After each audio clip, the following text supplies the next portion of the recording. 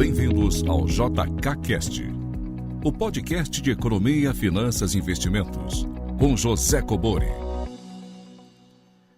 Sejam todos muito bem-vindos a mais um episódio do JKCast.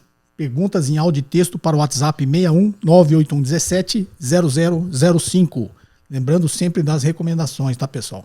Texto e áudio, no máximo 40 segundos a 1 minuto, tá?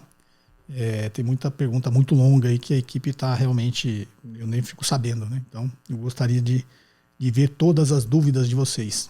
Tá ok? Deixa eu aproveitar aqui só para... Eu acho que eu comentei com vocês sempre pedem alguma coisa mais prática, né? Como eu tenho esses cursos não muito básicos, né?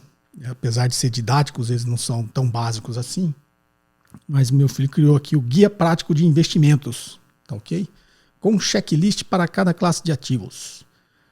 Vou descrever aqui, tá? Tem vários módulos. Módulo 1, finanças pessoais. Módulo 2, universo financeiro. Módulo 3, o essencial dos investimentos.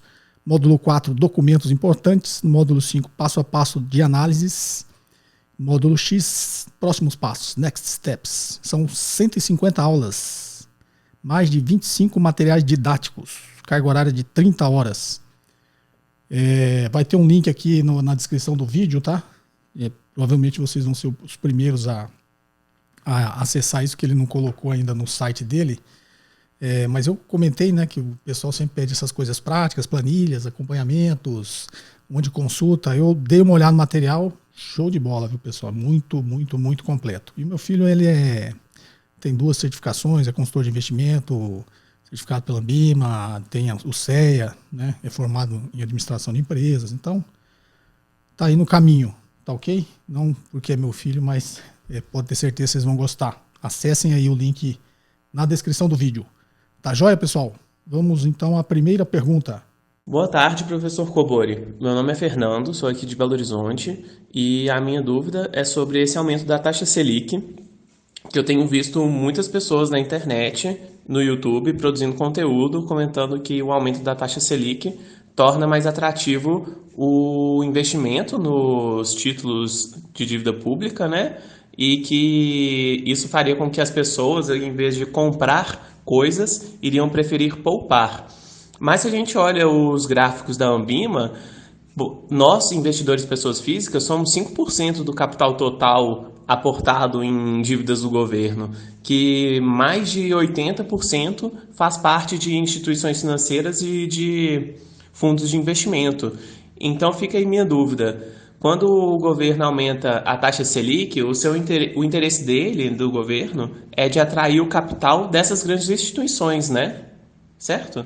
Bem, vamos lá. Fernando de Belo Horizonte. Fernando, quando você fala fundo, a grande maioria desse capital é fundo de investimento, tá? Mas quando você fala fundo de investimento, a maioria são pessoas físicas, concorda? Quando você investe lá no banco, lá no seu fundo de investimento, você é uma pessoa física comprando cota daquele fundo. Tá? Esse percentual que se aparece pessoa física é quem compra direto lá no Tesouro Direto, tá? Os títulos do Tesouro. A grande maioria, a imensa maioria das pessoas não compra direto, né? Compra via fundo. Então, o fundo nada mais é que um condomínio de investidores. Então, é muita, muita grana que está nesses fundos aí que vai, mas é dinheiro nosso, né? Dos investidores que compram cotas desses fundos. Tá ok, Fernando? Forte abraço. Vamos à próxima. Olá, José Cobori. Aqui quem fala é o Eric, de São Paulo, capital. Fui seu aluno do Investidor de Alta Performance. Li seu livro já também e acompanho seu canal aí, acho que desde o começo de 2019. É um conteúdo de fato diferenciado e me trouxe muito conhecimento em relação a todos os assuntos de economia, investimentos, finanças. Depois de ler seu livro, eu fiquei com uma dúvida em relação aos investimentos, né? As entradas e saídas de investimentos de uma empresa. Ela vai começar as suas operações, ela vai criar uma nova fábrica e ela investe, digamos, sei lá, 1 milhão para construir uma pequena indústria. Como é que esse valor de 1 milhão ele entra na DRE? Da mesma forma, um desinvestimento, né? Quando uma empresa ela vende uma parte da operação, isso entra como receita, e quando ela investe, isso entra como algum custo, despesa? É uma coisa que eu ainda não entendi, e assim, eu vejo na parte de fluxo de caixa, né? De investimentos, isso no balanço das empresas dá para ver, mas na DRE realmente ainda é um pouco obscuro isso aí para mim, se você puder esclarecer. Muito obrigado aí, continue com esse ótimo trabalho e um bom final de semana. Bem, Eric de São Paulo, meu aluno aí no Investidor de Alta Performance e leitor do meu livro. Fico feliz aí que você esteja consumindo, né, esse conhecimento e esteja apreciando. Vamos lá, Eric. Na realidade, quando você faz investimento que a gente chama de CAPEX, né, que é Capital Expenditure, tem a diferença do CAPEX e o OPEX, né? O OPEX é o operacional, Operational Expenditure. Tá? E o CAPEX, que é investimento em bens de capital, ele não é lançado no DRE, tá, Eric? Por isso que você não vê lá na DRE. É um investimento em bens de capital, isso vai estar lá no balanço patrimonial. Então, e vai estar, como você falou, na demonstração de fluxo de caixa, tá? Mas não vai estar na DRE. Quando a empresa vende, digamos, ela vendeu o imóvel, um ativo imobilizado. Quando ela vende esse ativo imobilizado, essa receita está lá em receitas não operacionais, tá? Ou vai estar lá em receitas não operacionais ou outras receitas, tá ok? Quando você vê depois do lucro operacional na DRE, tem lá receitas de despesas financeiras, receitas de despesas não operacionais e vai ter ali também outras receitas. Então ela vai estar ou ali nas não operacionais ou em outras receitas, tá ok? Essa receita vai aparecer lá. Então ela vai ajudar a engordar ali o lucro líquido. Mas como ele não é operacional, não é isso? Imagine que a empresa vendeu lá um imóvel de 100 milhões. E se colocasse isso na receita operacional, ia distorcer o resultado, né? Por um analista ou por um investidor tá olhando e falando, bom, você vendeu bastante a empresa. Não, ela vendeu o imóvel dela, por isso que está contabilizado abaixo do lucro operacional. Lembre-se que quando a gente olha o desempenho de um negócio, você quer olhar o quão bom é um negócio, você está olhando para o lucro operacional, que você quer saber o quanto aquele negócio, né, gera de caixa. Por isso que tudo que não é operacional, ele está aparecendo abaixo do lucro operacional. Tá ok, Eric? Espero ter elucidado aí a sua dúvida. Um forte abraço aí e obrigado pelo prestígio. Forte abraço. Vamos à próxima?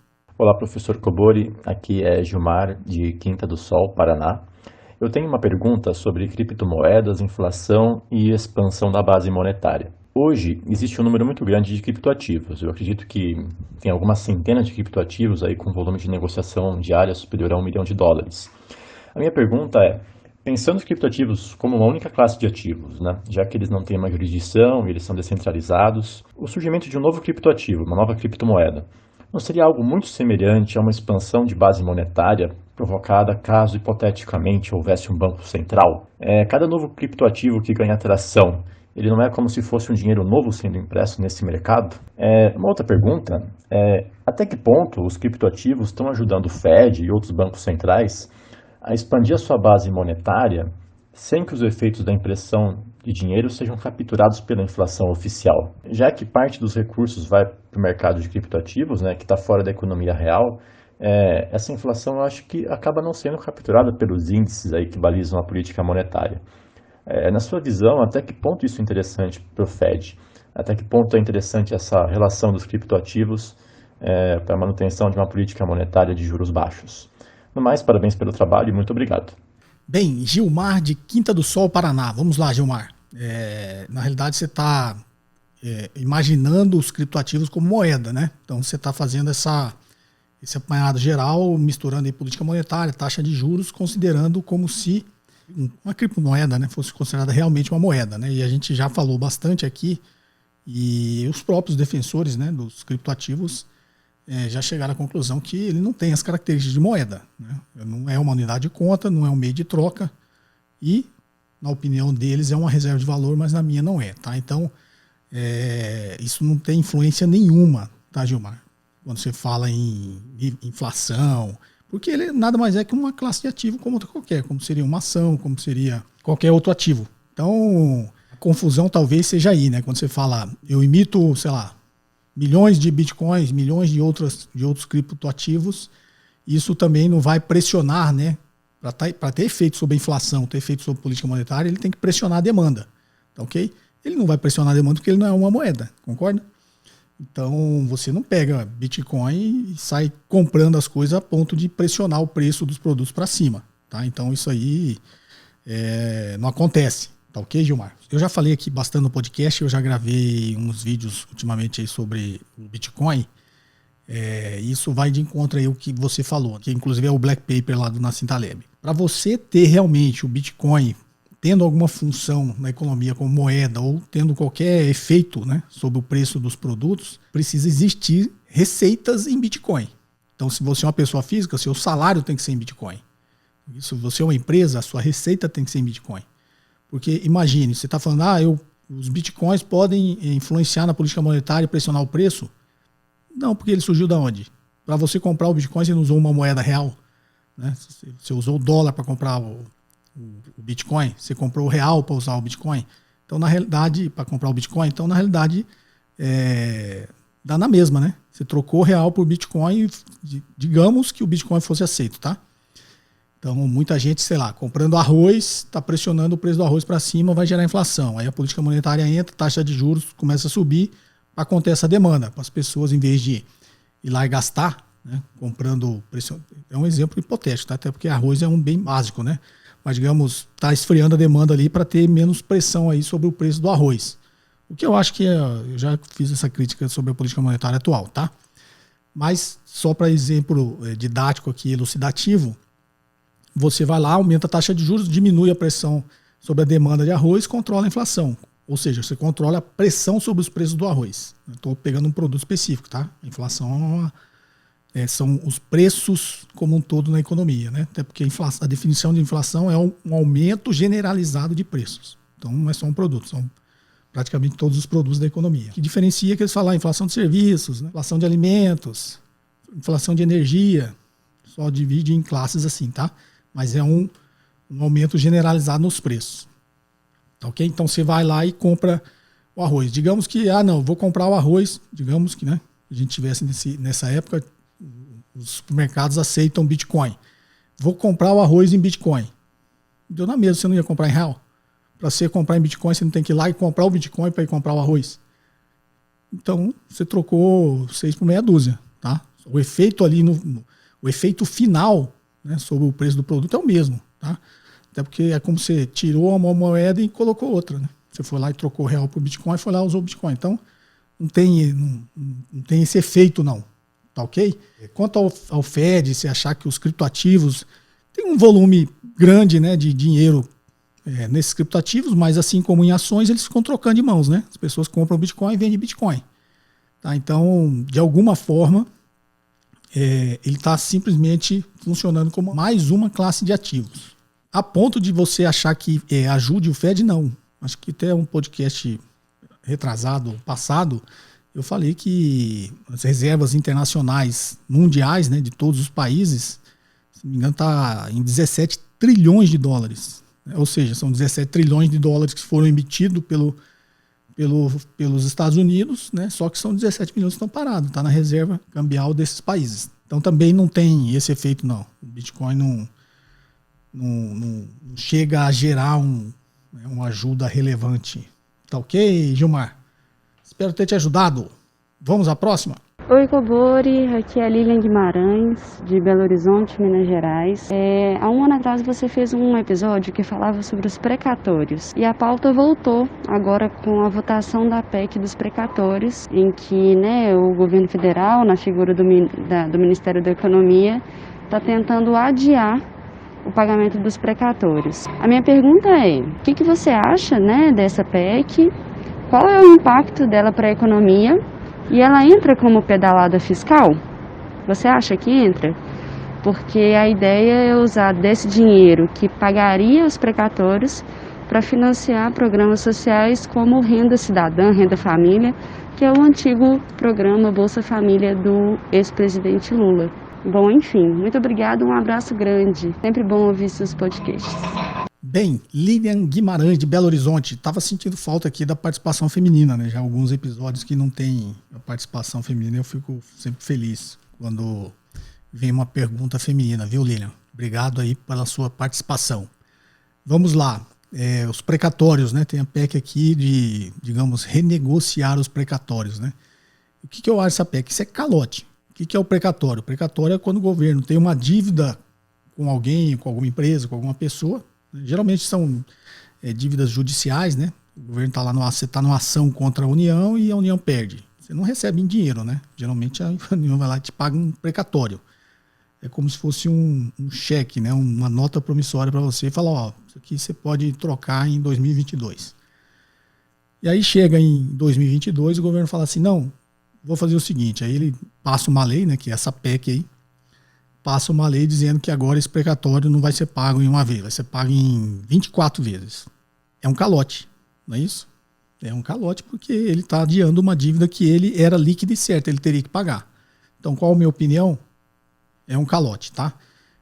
Pode dourar a pila, né? Inventar um monte de coisa, mas no final do dia é um calote. Essa é a minha opinião.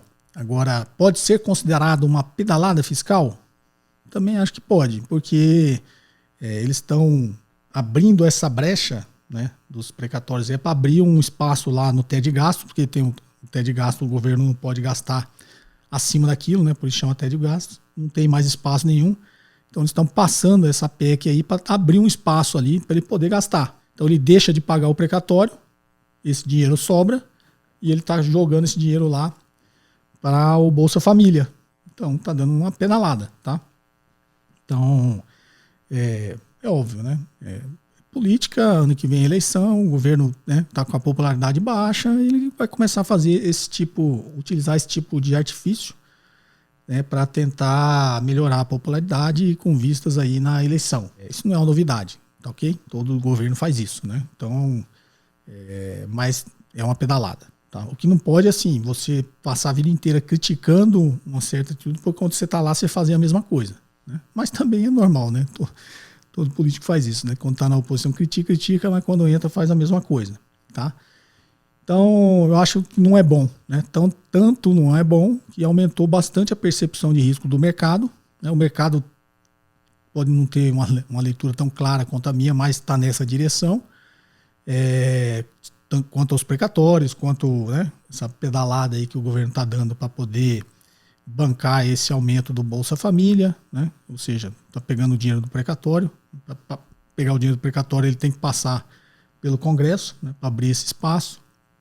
No final das contas, é um calote e é uma pedalada fiscal. Então o mercado está... tanto que essa semana, né, o Banco Central divulgou a ata do Copom, na qual na última reunião ele aumentou 1% na taxa Selic, né, levando ela para 5,25%. E o Banco Central, essa ata do Copom, que é o Comitê de Política Monetária do Banco Central, que vinha até então, né, nas atas, nos comunicados do Banco Central, dizendo que estava havendo um risco fiscal se dissipando, ou seja, estava melhorando, né, o cenário fiscal do Brasil. E agora, nessa ata, ele já inverteu. Ele está dizendo que a simetria de risco começou a aumentar, ou seja, o risco fiscal está aumentando. Traduzindo, o que é risco fiscal? As contas públicas saírem do controle. Então, o próprio Banco Central já deu essa sinalização. O mercado já que previa um piso aí, né, um piso assim, um teto, né, que previa um teto da taxa Selic chegar até 6,5%, 7% no máximo, agora ele está considerando 7% um piso, né, que a taxa Selic vai chegar em 8%, tem alguém que fala que vai chegar em 8,5%. Então isso é muito ruim, você aumentar o ciclo de aumento da taxa de juros, está aumentando o ciclo do aperto monetário, isso a gente chama de política contracionista, ou seja, esfriamento da economia, e é ruim para um país que tem quase 15% das pessoas desempregadas. Então a gente está, digamos, na contramão, né? Um nível de desemprego desse, a política deveria ser expansionista. E a política está sendo contracionista. Tem os seus motivos? Tem os seus motivos técnicos, né? A inflação, eu já comentei isso aqui, né? A inflação está persistente, tá? Mas essa inflação persistente é um desequilíbrio na cadeia de suprimentos do mundo todo. Para nós aqui domesticamente um problema na nossa taxa de câmbio, aí tudo bem, sobre a taxa de câmbio, a taxa de juros tem um efeito, mas essa semana já deu essa balançada, né? O dólar vinha caindo, agora ele deu uma estacionada até uma subida novamente, né? Na casa aí dos 5,20. Isso é o quê? Percepção de risco. Percepção de risco. Vê investidores já indo embora, né? O investidor vai embora, compra dólar para ir embora, pressiona a taxa de câmbio. Então tudo isso em função, Lilian, exatamente dos precatórios, né? E dessa pedalada fiscal. Tá? Aumentou bastante a percepção de risco, o Banco Central já admitiu isso e o mercado já prevê que o Banco Central vai alongar esse ciclo contracionista da economia. Tá? Isso é uma notícia ruim. Uma notícia ruim porque nós somos investidores e a gente consegue se proteger, né? A gente vai lá, investe, compra uma NTNB, não impacta tanto, né? Então todos esses dados ruins da economia para os investidores, que é o nosso caso, né? Por isso que eu falo, a gente tem que meio que apartar um pouquinho o que é mercado financeiro e o que é sociedade real, né? Economia real. Então, uma pequena parcela que está no mercado financeiro, que somos nós, somos investidores, temos como nos proteger, né? Temos como fazer os investimentos aí, visando aproveitar o aumento da taxa de juros, né? Visando se proteger da inflação, a gente tem esses artifícios, né? Mas a grande maioria da população não tem. 99% da população não tem. A gente faz parte do 1% mais rico da população, tá? Então, se você ganha mais, eu até fiz um estudo esses dias, acho que se você ganha mais de 28 mil, você faz parte dos 10% mais ricos. Se você ganha um pouquinho a mais e tem alguns investimentos, então, com certeza, muitos de vocês está nessa categoria. Agora, e os outros 90%? O cara que ganha R$1.000, ele consegue se proteger da inflação? Não. Ele consegue aproveitar o aumento da taxa de juros? Não. A taxa de juros prejudica ele. Para o investidor aqui que está investindo em renda fixa, ajuda. Né? Para nós, está beneficiando o investidor, né, que compra a dívida pública. Então, e para o cara que está lá, o cidadão comum, não está. Né? A taxa de juros está prejudicando ele porque uma política contracionista está esfriando a economia. O cara que está desempregado não vai achar emprego. O cara que está empregado fica com medo de perder o emprego, desaquecimento da economia.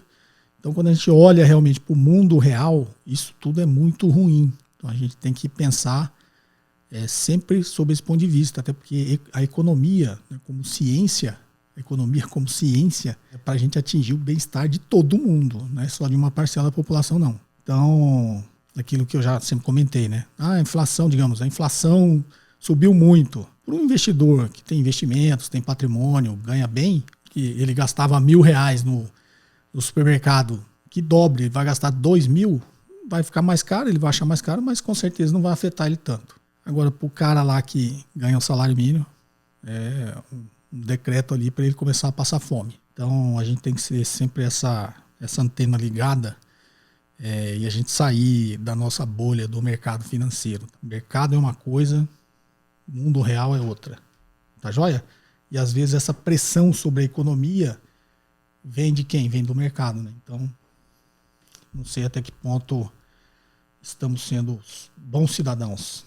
Tá joia? Lilian, desculpe alongar. Espero que você participe mais, tá? Forte abraço. Vamos à próxima. Boa noite, professor José Cobori e todos os ouvintes do podcast JKCast. Aqui quem fala é Isaac, de São Paulo, capital. Eu já participei uma vez do podcast do senhor, um conteúdo de incrível valia e aprendizado. Parabéns mais uma vez pelo programa que o senhor disponibiliza a todos nós. Professor, a minha pergunta é bem curta e rápida em relação ao VIX, o índice do medo. Eu pesquisei algumas coisas na internet referente ao VIX. Cheguei a olhar que ele mede a volatilidade de puts que são compradas na Bolsa de Chicago, nos Estados Unidos. E eu não consegui ver mais coisas a respeito disso. E como nós já sabemos, quase sempre que o VIX ele está em alta, as bolsas costumam cair. Eu gostaria que o senhor pudesse explicar para a gente um pouquinho a respeito do VIX, esse índice do medo, de fato como é que ele é composto e por que ele tem essa relação com as bolsas americanas. Quando o VIX está muito alto, a bolsa cai, e quando ele está muito baixo, a bolsa sobe. Não necessariamente que isso sempre acontece. Muito obrigado, boa noite. Bem, Isaac, de São Paulo, capital. Vamos lá, Isaac. VIX tem bastante... na realidade, o conceito é o mesmo. Eu vou explicar de novo, mas é o mesmo do que teve um podcast passado, alguém perguntando sobre operar volatilidade. Então, vocês vão ver que a lógica matemática por trás disso e a lógica, inclusive intuitiva, né, por trás disso aí, é a mesma. Então, o que eu expliquei quando veio uma pergunta aqui sobre operar volatilidade? Você vê muito no mercado as pessoas vou operar a volatilidade. Então, vamos lá que isso vai servir, né? Vou reforçar aqui, vai servir para você entender o VIX. Para quem está escutando o VIX, o VIX, como o Isaac disse, é um índice de volatilidade, né? Então, é Volatility Index, é o VIX. Ele é feito na Bolsa de Chicago, né? A Bolsa de Commodities de Chicago, sobre uma opção de venda, uma put, como disse o Isaac, do índice Standard Poor's 500. Então, ele como é uma opção, por isso estou falando, é o mesmo conceito, tá? Só tem uma pequena diferença que eu vou explicar depois. O que é operar volatilidade no mercado, como eu expliquei no podcast passado ou retrasado? A pessoa vai lá, vê a volatilidade, vai lá ou compra a volatilidade ou vende volatilidade. Fica sempre essa dúvida, né? Como é que é feito isso? Aí eu expliquei que existe uma fórmula que a gente chama fórmula de Black-Scholes. Eu até indiquei um documentário há muito tempo atrás que eu consegui, na época, hoje você acha tudo, né? Mas na época só tinha fragmentos desse documentário da BBC inglesa e eu consegui, pesquisando, pegar vários fragmentos e montar o documentário inteiro e legendei, tá? E ele tá eu até subi no Vimeo, então é bem interessante, tem 48 minutos e conta a história de como foi criada essa fórmula do Black-Scholes e depois como eles utilizaram isso para criar o famoso fundo LTCM, o Long Term Capital Management, né, que chegou a estar alavancado em quase $1 trilhão e depois ele quebrou. Né? Então a história é bem legal, esse documentário.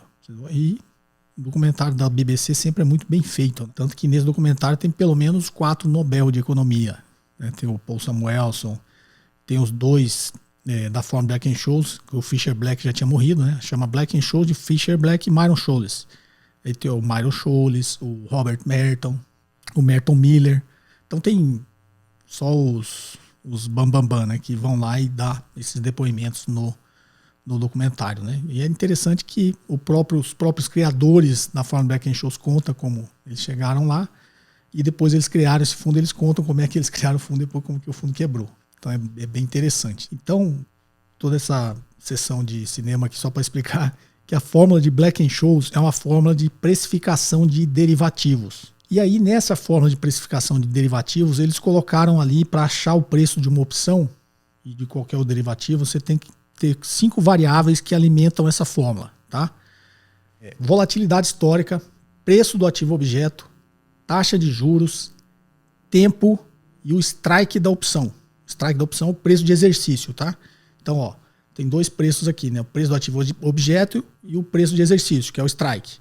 Aí tem tempo, taxa de juros e volatilidade histórica. Quando ele alimenta essas 5 informações na fórmula, cospe do outro lado o quanto deveria custar essa opção, que é o prêmio da opção. Então, para quem opera a opção, ou para quem não opera, você entra lá, você vai ver que geralmente nos home broker lá, ele tem essa informação, né? Você pode alimentar ali, quase todo home broker deve ter hoje, que ele fica dando o que seria o preço justo daquela opção. E a forma que está sendo utilizada é essa forma de Black-Scholes. E aí vem a diferença de volatilidade histórica e volatilidade implícita. Então, a forma de Black-Scholes está sendo alimentada com essas 5 variáveis e dizendo o que seria o preço justo do prêmio dessa opção. Então, aquilo é uma informação que não é a informação do mercado, é o que seria pela fórmula. Aí no mercado, geralmente, está ali o preço que está sendo negociado. Às vezes está muito próximo dessa forma Black-Scholes, às vezes está meio descolado. Então, como você tem o preço real da opção, você consegue achar a volatilidade implícita. É só você mudar a variável. Né? Então, você tinha essas 5 variáveis desse lado e desse lado cospe o preço. Tá, ok? Imagina uma fórmula. Né? Isso aqui é igual essas 5 informações aqui. Como você olha para o mercado o preço real da opção, você já tem, o que você faz? Como toda fórmula, né? Aí agora você utiliza o preço da opção e você quer achar naquele preço qual a volatilidade que está sendo utilizada. Aquela fórmula está alimentando aquela fórmula. Tá? Então é só matemática básica, né? Apesar da fórmula ser complexa, estou falando matemática básica, é o raciocínio. Né? Você tem o prêmio da opção, e você joga um para um lado, joga o outro para o lado, a incógnita que você quer encontrar, você joga para o outro lado, você acha a volatilidade daquele preço. Isso é chamado de volatilidade implícita. Então você agora não tem a volatilidade histórica, você está vendo exatamente a volatilidade daquele derivativo que está sendo negociado. Por isso chama volatilidade implícita. Então, para que eu estou dizendo isso? Quem opera volatilidade, quando a volatilidade implícita está muito acima da volatilidade histórica, ele vende volatilidade. E quando a volatilidade implícita está muito abaixo da volatilidade histórica, ele compra volatilidade. Como ele faz isso no mercado de derivativos? Né? Ele faz algumas operações. Lança uma opção coberta, pode vender uma opção descoberta, pode fazer uma trava, pode fazer um STEDA, é muito complexo, tá? Fosse explicar aqui. Talvez um dia tire um podcast só para explicar esses negócios. Até uma coisa eu sempre explicava na aula, né, com os dados reais, quando eu preparava para fazer aula, que eu dava aula de derivativos de futuros também, no MBA de Finanças. Então, isso é a diferença, volatilidade histórica, volatilidade implícita e como você opera essa volatilidade. Para que eu contei essa história toda de novo? Porque é o mesmo raciocínio no índice de volatilidade, o VIX, o Volatility Index, tá? Que é lá, Bolsa de Chicago, Bolsa de Commodities de Chicago, que tem uma opção de venda, né, uma put, do índice Standard & Poor's 500, da Bolsa de Nova York. Tá? Então ele vende um derivativo do índice Standard & Poor's 500. Então essa opção de venda é um derivativo que fica sendo negociado. Essa opção de venda tem uma volatilidade implícita, como é isso que eu acabei de explicar. Então esse índice, o que ele faz? Tem um monte de fórmula complexa lá, que ele pega a volatilidade implícita da opção de venda de índice Standard & Poor's 500, pega aquela volatilidade implícita, e com aquela informação e outras informações mais que ele alimenta, tanto do índice Standard & Poor's 500 quanto da put, a volatilidade implícita ele alimenta lá, e ele, com aquela volatilidade implícita, qual a expectativa de volatilidade que o mercado está vendo daqui 30 dias. Então é um índice de volatilidade que está capturando o quê? A volatilidade implícita no momento das opções de venda de índice Standard & Poor's 500, e com aquela volatilidade implícita do momento, existe um cálculo que traça a expectativa do mercado para volatilidade daqui 30 dias. Isso que é o índice de volatilidade. Por que é chamado de índice do medo? É como se você tivesse aqui agora, né, operando essa opção put aqui de índice Standard & Poor's 500, uma opção de venda, ou seja, quero me livrar. Né? Opção de venda é o direito de vender. Tá? Quando você compra uma opção de venda, você está se protegendo. Você quer o quê? Se livrar do negócio, caso você precise. Então, se eu compro uma put, uma opção de venda de ações de Petrobras, qual que é o meu objetivo? Qualquer opção, tanto de compra como de venda, quando você compra, você tem o direito. Quem vende tem uma obrigação. Então, eu comprei uma opção de venda de ações da Petrobras, ou seja, uma put de Petrobras. Eu, investidor, comprei aquilo por quê? Porque eu quero ter o direito de vender aquela ação quando vencer o contrato. Imagino que seja exatamente daqui a um mês. Então, e no índice de volatilidade é exatamente os 30 dias. Então, eu quero ter o direito de vender. Por que eu quero ter esse direito? Porque eu tenho medo que caia. Por que você quer se livrar de alguma coisa? Porque o negócio vai ficar ruim, né? Então, qualquer opção de venda que você está comprando, você está comprando um direito de vender. Por isso chama opção de venda. Então, se eu compro uma opção de venda de índice Standard & Poor's 500, eu estou comprando o direito de vender o Standard & Poor's 500, o índice. Se fosse o nosso caso aqui, vender o índice Ibovespa. E por que eu gostaria de ter um direito para vender o índice Standard & Poor's 500? Porque eu acho que ele vai cair. Quero me proteger. Se ele cair, eu vou vender e vou me proteger naquele preço de exercício que eu combinei, nessa opção de venda. Então olha aqui que é o índice de volatilidade, lá calculado pela Bolsa de Chicago. Com a volatilidade implícita das opções de venda que estão sendo negociadas, ele tem uma volatilidade implícita. Com essa volatilidade implícita, ele está capturando o sentimento dos investidores comprando, negociando aquelas opções de venda, do que eles acham que vai ser a volatilidade daqui a 30 dias. Pode parecer complexo, gente, mas a intuição eu sempre falo muito simples, e por isso que eu tento explicar de forma simples. Né? A intuição é meio simples, né? Por quê? Eu estou comprando uma opção de venda agora. Quando eu compro essa opção de venda agora e todo mundo começa a comprar, se tiver muita gente comprando, olha a intuição, muita gente comprando, quer dizer que tem muita gente achando que vai cair, quer se proteger. Esse volume maior de gente comprando vai fazer com que a volatilidade aumenta. A volatilidade é o seguinte, o troço começa a oscilar demais, não é isso? Volatilidade é o próprio nome, né? Volatilidade, tá? Variância, covariância, desvio padrão, esses conceitos de estatística. Tá? Desvio padrão mais simples, depois vem a variância, né? Então, eu sempre brincava que a variância, tanto que a variância é o desvio padrão ao quadrado, então a variância é o desvio padrão metido à besta. Então, aumenta o número de pessoas comprando opções de venda de índice Standard & Poor's 500, lá em Chicago. Quando aumenta esse volume sai muito do que é o normal historicamente, ele aumenta a volatilidade. Então, quando ele aumenta a volatilidade, é a volatilidade implícita. E aí essa fórmula lá, que é calculada pela Bolsa de Chicago, captura essa volatilidade implícita. Pelo aumento dessa volatilidade implícita agora, ele consegue calcular o que os investidores estão achando que vai ser a volatilidade daqui a um mês. Ou seja, esquece volatilidade. Pelo aumento de compra de opções de venda, ele consegue capturar o que os investidores estão achando que vai acontecer com o índice Standard & Poor's 500 daqui a 30 dias. Então, muita gente começou a comprar porque está todo mundo achando que vai cair.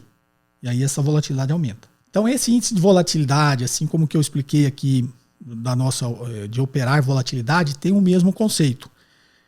Você opera volatilidade com derivativos, esquece agora o índice de volatilidade, estou falando do que eu expliquei no outro podcast, né?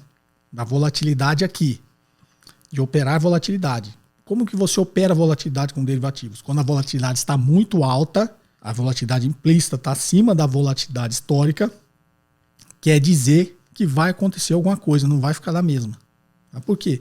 Porque a volatilidade, quando ela aumenta muito, ela tende a voltar ao normal, né? Então, é como se, quando a volatilidade implícita está muito descolada da volatilidade histórica, o natural é que ela volte depois para a volatilidade histórica. Então, se a opção está subindo demais e aumenta a volatilidade, aí você vende volatilidade. Por quê? Porque se a opção está subindo demais, se a volatilidade implícita voltar para a média da volatilidade histórica, a opção tem que cair.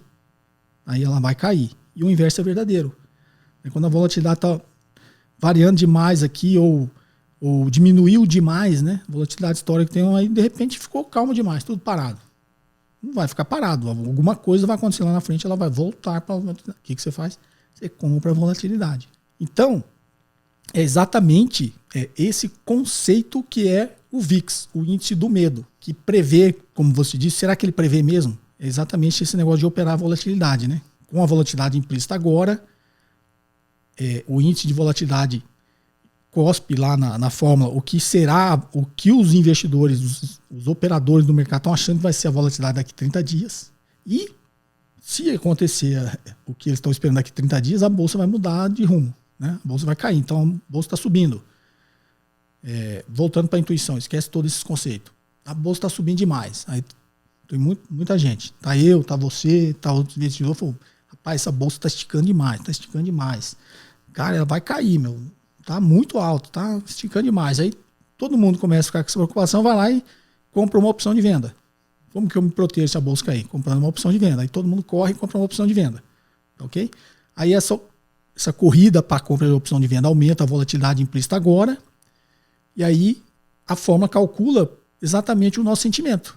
Está todo mundo achando que a bolsa está esticando demais e que ela vai cair. Pelos vencimentos, né, das opções, das puts, ele calcula que daqui 30 dias a volatilidade é essa. E vai, então, se ela, né, você vê o índice de volatilidade subir demais, o que vai acontecer? A bolsa vai cair. Se a bolsa estiver subindo, a bolsa vai cair. Então, por isso chama índice do medo, né? Tá todo mundo comprando, tá com medo, tá todo mundo com medo. O índice do medo. Derivativos é sempre muito complexo, é difícil de explicar, mas eu não sei se eu viajei muito na maionese aqui, eu espero ter conseguido transmitir aí pelo menos a intuição, né? Porque a matemática é um pouco mais chatinha, mas eu acho que a intuição deu pra gente entender, né? Tá ok? Espero ter respondido aí a sua pergunta. Um forte abraço, meu amigo. Vamos à próxima? Bom dia, professor José Cobori. Aqui quem fala é Jurailde, eu falo de Goiânia, Goiás. E eu queria agradecer ao senhor, desde já, pelo conhecimento que você tem disponibilizado aí para nós, de uma forma gratuita. Eu queria pedir ao senhor, só se o senhor pudesse explicar para nós de uma forma sucinta, de uma forma técnica, a questão desse aumento do gás, que aqui para nós já chega a uns 100 e pouco, chega até 120, 110, né, o preço do gás. Eu queria que o senhor explicasse para nós por que isso acontece, como é que funciona. Desde já eu agradeço. Se eu entendi bem, o seu nome é Jurailde de Goiânia, Goiás. Vamos lá, o que acontece com o preço do gás, né? O gás, o GLP, né? O gás liquefeito de petróleo, só para simplificar, tem outros tipos de gás, tá? Então esse gás, que é consumido pela maioria, que é o gás de cozinha, é fornecido pela Petrobras. Então ele sai das refinarias. Então tem o mesmo processo que você vê aí a gasolina aumentando, né? Então aumentou o petróleo, aumenta a gasolina, aumenta o gás, aumenta um monte de coisa, tá? Inclusive o próprio etanol aumenta junto, né? Porque ele tem uma relação de preço.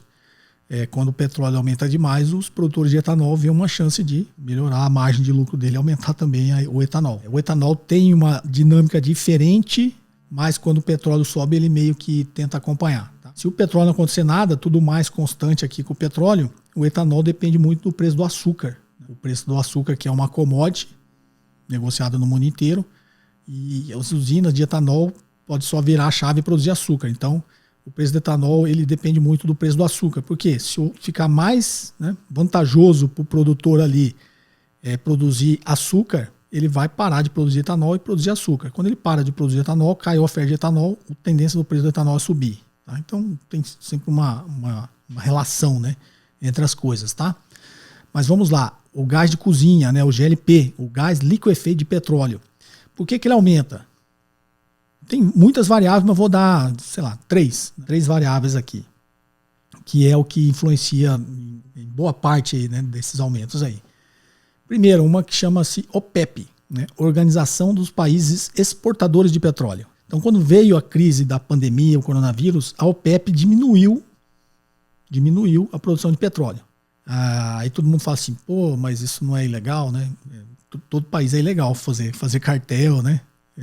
É combatido e é crime. Só que isso é uma organização de países, né? Geralmente são os países árabes, são os maiores produtores de petróleo, que tem um cartel oficial, é um cartel oficial. É oficial, a OPEP é um cartel oficial. Então, quando eles querem que o preço do petróleo suba, eles param de produzir petróleo. Eles diminuem a produção do petróleo. Parar não, né? Eles diminuem bem a produção de petróleo. Então, quando veio a crise da pandemia, se eles continuassem produzindo a mesma quantidade de petróleo, o que ia acontecer com o preço do petróleo? Ia cair, porque ia ter muita oferta de petróleo, como toda a economia do mundo inteiro parou, ia aumentar muito a oferta de petróleo, o preço do petróleo ia cair, né? A tendência era cair. Aí o que a OPEP fez? Vai lá e fechou as torneiras, começou a produzir menos, para manter o preço do petróleo no preço que eles querem, né? Que o cartel oficial quer. Tanto que agora, acho que foi, não sei se foi a semana passada, o Biden, né, o Joe Biden, o presidente dos Estados Unidos, está lá pedindo para a OPEP aumentar a produção de petróleo. Tá? Por quê? Porque eles não aumentaram, né, a economia, a vacinação, né, no mundo inteiro, tal, a economia começou a retomar e aí inverteu, né? As economias começaram essa recuperação e tem pouco petróleo. Então, é o inverso, né? Uma oferta menor, agora com uma demanda maior, o preço do petróleo sobe. Então o Biden está lá implorando para a OPEP aumentar a produção de petróleo, tá? Para tentar o preço do petróleo cair, né? Não ficar tão alto, tá? Então, primeiro, o preço do gás de cozinha depende do preço do petróleo. O preço do petróleo é o internacional. Quem manda o preço do petróleo é a OPEP. E a OPEP parou de produzir. Parou não, produzindo menos. Então aumentou o preço do petróleo internacionalmente, aumenta o nosso gás aqui. Um outro fator, câmbio. Petróleo, além do preço do petróleo aumentar, o preço do petróleo é uma commodity em dólar, a nossa taxa de câmbio aqui influencia. Então, se o real desvaloriza em relação ao dólar, né, o dólar aprecia e o real deprecia, aí ele tem um efeito maior ainda, né? Porque além do petróleo subir em dólar, o dólar está valendo mais do que o real. Então, a gente vai ter um impacto, digamos, dobrado, né? A gente vai ter um impacto do aumento do preço do petróleo e da depreciação do real na taxa de câmbio. Então, esse é um outro fator, não é isso? Então, são esses três, né? Preço do petróleo subindo, taxa de câmbio e produção de petróleo. O OPEP define a produção. Então é isso que a gente depende disso. A Petrobras, é por isso que eu falo que tem muito essa discussão e as pessoas ficam discutindo as coisas de forma polarizada, sem entender direito o que está por trás de tudo, estrategicamente o que está por trás de tudo.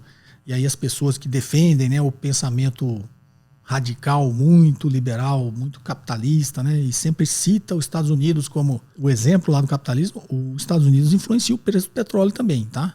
Ele faz de tudo para influenciar, faz de tudo para segurar. Ele proíbe a exportação de petróleo americano quando ele quer, tá? Então não tem nada de liberal e capitalista nisso. Os Estados Unidos está defendendo o interesse dele. Então o Brasil também precisa ter mecanismos de defender o interesse dele. Tá? Então, se a Petrobras for 100% visão privada, visão, né, de lucro, ela vai navegar conforme navega o mercado e o país não vai ter muita influência. Então, é isso que a gente chama de a estratégia, né, a estratégia dos países. Então, antes que alguém comece a falar que isso é estatizante, não, isso é estratégia. Tá? Os Estados Unidos faz isso. Né? A Europa, quando pode, faz isso com outros produtos. Então, tem toda essa... Como está livre, né? Isso está preço de mercado livre, está acontecendo isso. Os combustíveis estão subindo, o gás está subindo.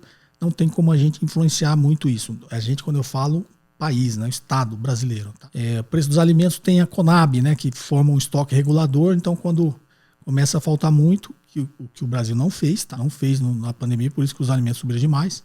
O estoque regulador da Conab serve para isso. Quando começa a diminuir a oferta e a tendência do preço subir, esse estoque regulador do governo que está na Conab, a Companhia Nacional de Abastecimento, eles colocam esse estoque à disposição para controlar, equilibrar a oferta e demanda. Então, as coisas são muito mais complexas do que a gente imagina. Tá joia? Espero ter respondido a sua pergunta. Forte abraço. Vamos à próxima. Boa noite, professor Cobori. Aqui é o Lucas de Serra, Espírito Santo. Eu tenho uma dúvida. Eu comecei a investir há poucos meses, e a questão dos títulos públicos. Com o aumento da taxa Selic, os títulos prefixados, no caso ainda, mesmo com a taxa Selic em alta, eles sofrem marcação a mercado ainda ou não? Muito obrigado, e seus vídeos são muito úteis para todos que estão começando a investir, que não sabem nada, é um conteúdo muito bom. Legal, obrigado, Lucas de Serra. Vamos lá. Todo título, todo ativo é marcado a mercado, tá? Principalmente título público, né? Que tem muita liquidez, tá? Então, quando a taxa de juros ela oscila, e ela oscila todo dia, tá? Independente da meta do Copom, que é estabelecida, né? Aquilo, como diz o nome, é meta, tá? O mercado todo dia negocia esses títulos e a taxa que está no mercado tende a ser muito próxima da meta. Por quê? Porque quem opera o mercado para jogar essa taxa, para fazer essa taxa ficar muito próxima da meta, é o Banco Central. Então, quando ele quer que a taxa suba, ele vai lá no Open Market e faz uma operação. Quando ele quer que ela caia um pouquinho, ele vai lá e faz outra operação. Então, o Banco Central que controla. Mas a Selic over, né? A Selic que está sendo negociada no mercado, ela não é exatamente a meta. Tá? Então, se a meta é lá 5,25, hoje vai fechar 5,20, 5,21, 5,27, mas sempre ali muito próximo dos 5,25, que é a meta. E a curva de juros futuros se forma também, porque essa taxa que a gente chama taxa básica de curto prazo. E o mercado negocia as taxas longas, de longo prazo, né? Os títulos vencendo. Então, essa curva, e aí um pouco mais complexo, não sei se já expliquei aqui, essa curva de juros, a estrutura termo da curva de juros, ela tem um formato, o formato padrão seria o que é agora, tá? Ele está subindo. Você espera sempre que a taxa no longo prazo vai ser maior. Por um simples motivo, que é mais arriscado, né? Você ter o dinheiro daqui 10 anos, né, do que você ter o dinheiro agora. É mais ou menos isso aí. Simplificando, como sempre, né? Então, pelo formato dessa curva de juros, que é formado pelo vértice dos vencimentos dos títulos, tá, que estão sendo negociados os títulos, e de um outro lado, o DI futuro de um dia, que é negociado na Bolsa, ela forma essa estrutura termo da taxa de juros. Tem como se arbitrar os dois, tá? Os juros futuros com o vértice desses títulos. Então, independente da meta Selic, do que está acontecendo, o mercado tem uma taxa de juros que está ligado com o nível de aversão ao risco, com inflação, com um monte de, né, a gente acabou de falar, risco fiscal, contas públicas. Esses juros ficam oscilando o tempo todo. Mas todo título, Lucas, ele é marcado a mercado. Tá? Se a taxa de juros alterou, você tem uma LTN prefixada, uma NTNF, o preço alterou junto. A fórmula do título, preço, taxa de juros no denominador, né? Então a taxa de juros oscila o preço, tá? Se você tentar vender, você vai vender no preço que o mercado está negociando com aquela taxa de juros do momento. Tá joia? Então todo título é marcado a mercado, a todo momento. Pela liquidez a todo segundo. Tá joia, Lucas? Espero ter te ajudado. Vamos agora aqui em texto. Bom dia, professor. Me chamo Nogueira de Brasília. Obrigado por compartilhar conhecimento. Minha dúvida é, podemos assumir que a Selic versus o Ibovespa tem correlação negativa? Nogueira, tem, mas não é exatamente ao mesmo tempo, né? E não é a correlação perfeita, né? Negativa perfeita. Mas ela tem uma correlação negativa. Por quê? Quando a taxa Selic sobe, como eu sempre explico, ela está tornando o dinheiro mais caro e está tornando os títulos públicos mais atrativos, já que está pagando uma taxa de juros. Então, uma tendência é os investidores começarem a migrar, né? Conforme a taxa vai subindo, vai diminuindo, né, esse diferencial, essa assimetria de riscos. Por quê? Porque quando a taxa Selic sobe, ela começa a atrair mais investidores para os títulos da dívida pública. Ao mesmo tempo, quando ela sobe, ela aumenta o custo de capital das empresas, né? Lembra lá que o ativo de risco está na fórmula do CAPM. Então, como aumenta o custo de capital das empresas, para as empresas investirem, isso fica mais caro. Então, ao mesmo tempo que você está matematicamente, o custo de capital está tornando as coisas mais caras para as empresas, o custo de oportunidade das empresas está ficando maior, então ela tem uma tendência de reduzir os investimentos dela, porque o custo de capital está maior. Então, quando ela reduz não só o custo de capital próprio, como o custo de capital terceiro, né, já que a taxa está subindo. Tá? Então, a tendência é que aquelas projeções de crescimento que a empresa tinha vão ser reduzidas. Né? Então, aquela expectativa que o mercado tinha das ações subir vai diminuir. E, ao mesmo tempo, está melhorando a rentabilidade aqui do estilo da dívida pública. Então, a tendência é que esse dinheiro migre da Bolsa para os títulos da dívida pública, tá? Para investimentos em renda fixa. Então, por isso que tem essa correlação negativa. Quando a taxa sobe, a tendência é a bolsa cair. Quando eu falo que não é exatamente isso, porque em vários momentos você vai ver que a bolsa está subindo, inclusive agora, né? A bolsa está subindo e a taxa de juros está subindo.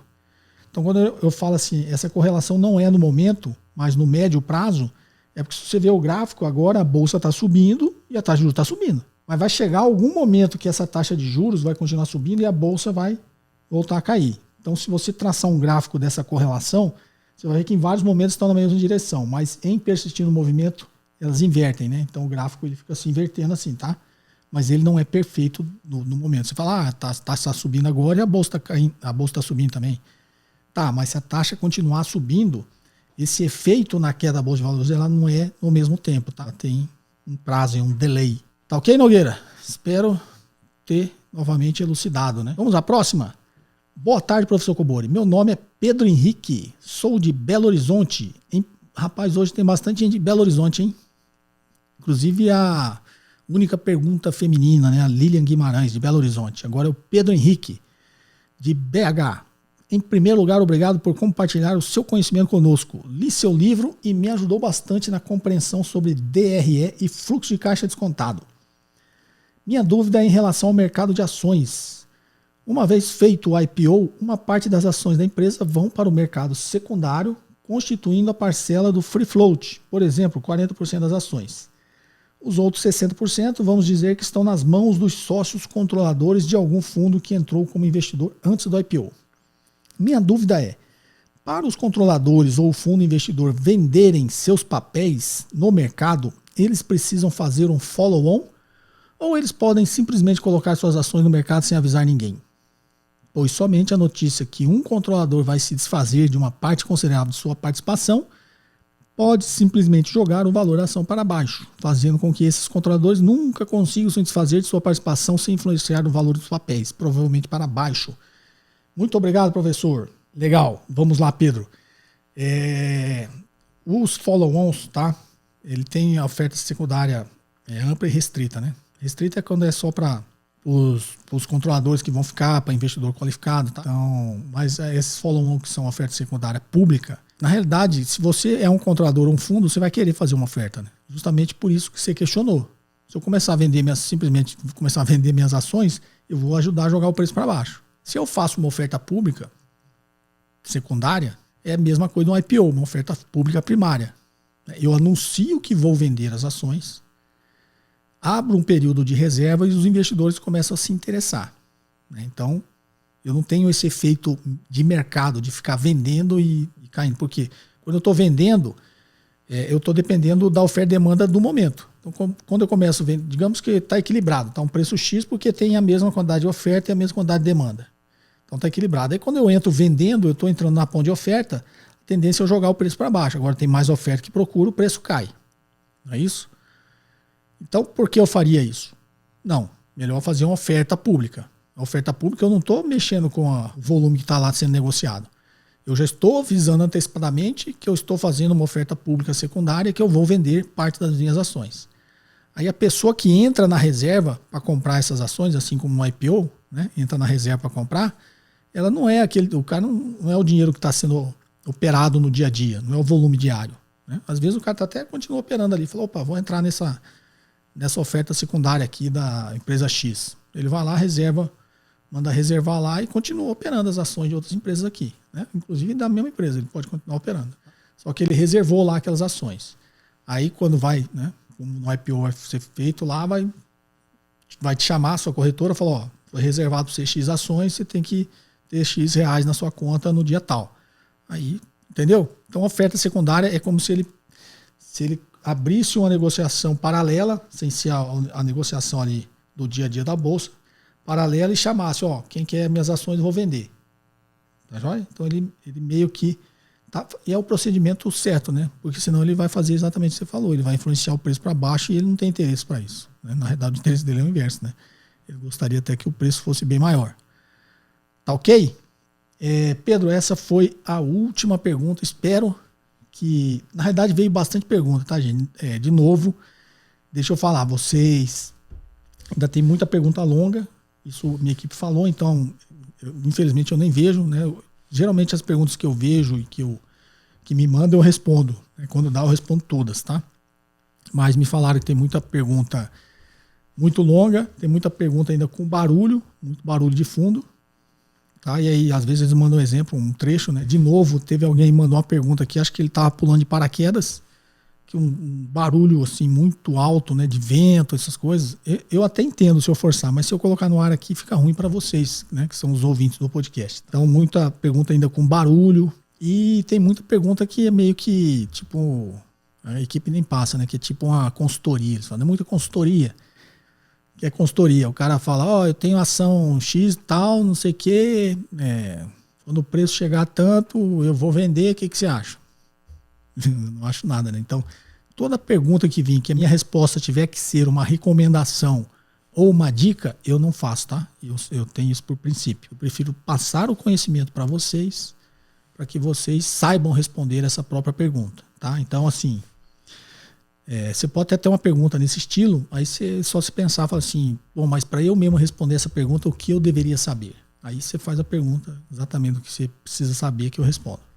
Tá ok? Espero ter ajudado. De novo, o link aqui abaixo do Guia Prático de Investimentos, que o meu filho Ed, né, que criou esse curso, até por um pedido muito de vocês aqui do canal, de coisas assim práticas, né? Por isso chama Guia Prático de Investimentos, né? Tem 150 aulas, né? Vários módulos, o beabá ali, o passo a passo, mas ele me mostrou o material e eu fiquei impressionado, assim, que tem muita informação, onde procurar informações, quais os sites, né? Tem mais de 25 materiais lá, planilhas de controle, então ele fez um negócio caprichado, tá? Então vocês que sempre me cobram, né, esse tipo de curso de informação, aproveita, acessa o link que está aqui abaixo na descrição do vídeo, tá joia? Espero que vocês tenham gostado de mais um episódio do nosso JKCast. Um forte abraço e até a próxima. Você ouviu mais um episódio de JKCast, o podcast de economia, finanças e investimentos com José Cobori.